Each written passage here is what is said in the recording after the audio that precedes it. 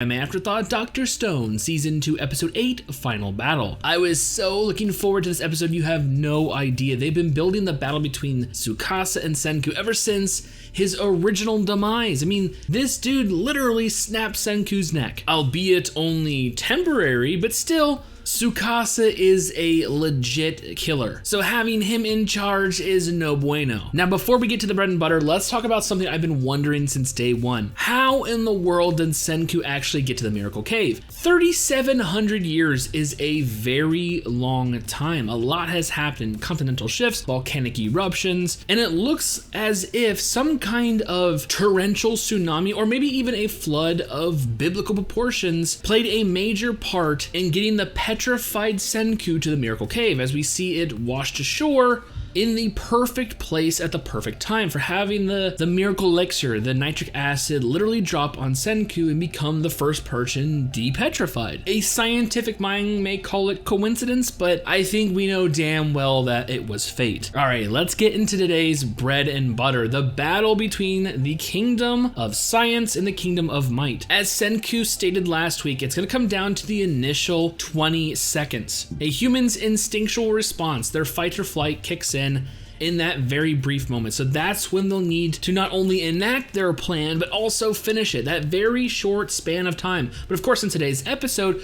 20 seconds feels like an eternity and a lot of stuff happens.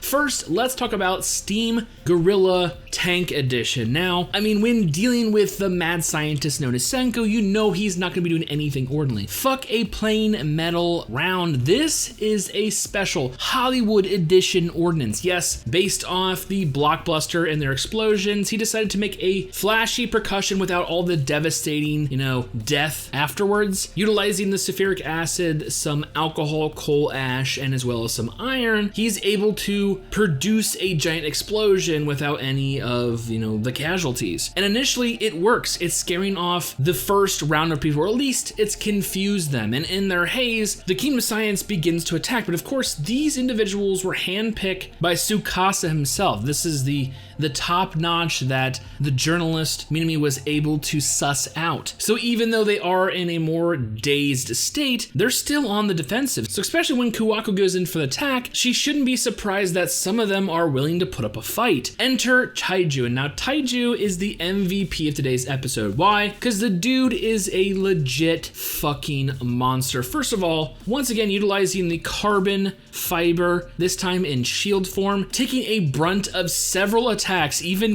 missing one and it getting him right on the noggin. I gotta say, this dude is a fucking bulldozer just going through his opponents. And don't even get me started on the motherfucker's scream. Yes, this dude's lung capacity is legit. With the steam tank gorilla out of commission by falling into one of the pit traps that were dug, it's up to Magna to take out another round of enemies, this time utilizing a dish-like copper shield called a parabola, basically, like I said, a saucer, a dish, and focusing an explosion, or the sound of an explosion right in front of it, basically makes a sound cannon and takes out a lot of people just by the concussive force. But when the second explosive is damaged, Taiju literally runs up to the dish and yells in it. Now, of course, this is accompanied thanks to the vibration of the actual cave using the echo and shit, but dude, literally got fucking wipes out everyone else. It was fucking maddening. This dude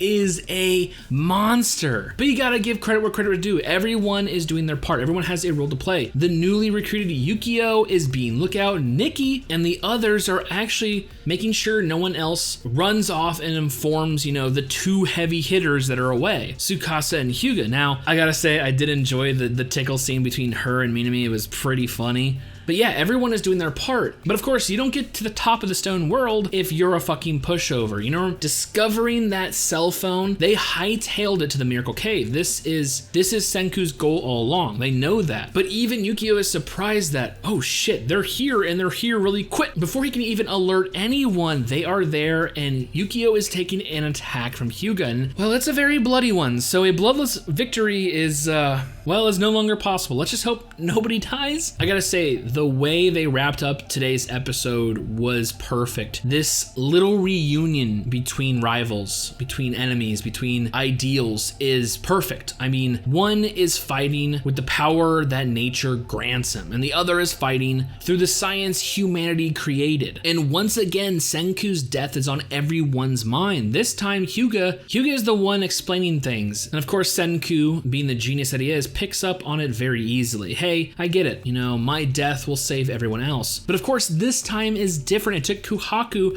to remind Taiju that. Taiju, once again, being the big crying oaf that he is, god damn, he is lovable, has already seen this played out once when he literally thought Senku died. But of course, this time is different. They're backed by Ishigami Village. This is the kingdom of science. They are not alone. So if it's a fight they want, it's a fight they'll get. Of course, whether or not they can win is a different story. As we see Hyuga and Tsukasa jump into the fray. Remember, it took Kuhaku and Magma to take on Hyuga, and they still fucking lost. So, yeah.